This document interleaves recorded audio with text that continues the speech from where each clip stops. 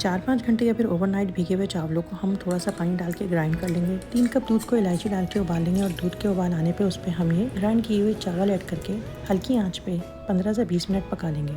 थोड़ी ही देर में ये चावल और दूध की पुडिंग हल्के हल्के गाढ़ी होने लगेगी और दूसरे चूल्हे पे हम आधा कप चीनी को कैरमलाइज करने के लिए रख देंगे। चीनी के कैरमलाइज होते ही उसमें हम आधा कप पानी ऐड करेंगे और उसके क्रिस्टल को डिज़ोल्व कर लेंगे। जैसे ही चीनी के तमाम क्रिस्टल डिज़ोल्व हो जाएंगे हम उसको पुडिंग में ऐड कर देंगे, मिक्स करेंगे। बॉयल आने पे हम उस पर क्रीम ऐड करेंगे ताकि हमारी ये कैरमल खीर, जिसको हम पुडिंग भी कह सकते हैं, और ज़्यादा क्रीमी हो जाए।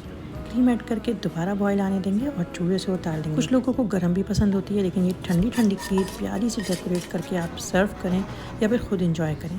अब गर्मियाँ तो बर्दाश्त करनी है, तो क्या ख्याल है थोड़ा सा गर्मियों को भी इंजॉय कर लेते हैं। जस्ट मदिया उर्दू रेसिपीज़ को ज़रूर सब्सक्राइब कीजिएगा। मैं मिलूंगी नेक्स्ट रेसिपी में। अल्लाह हाफिज़।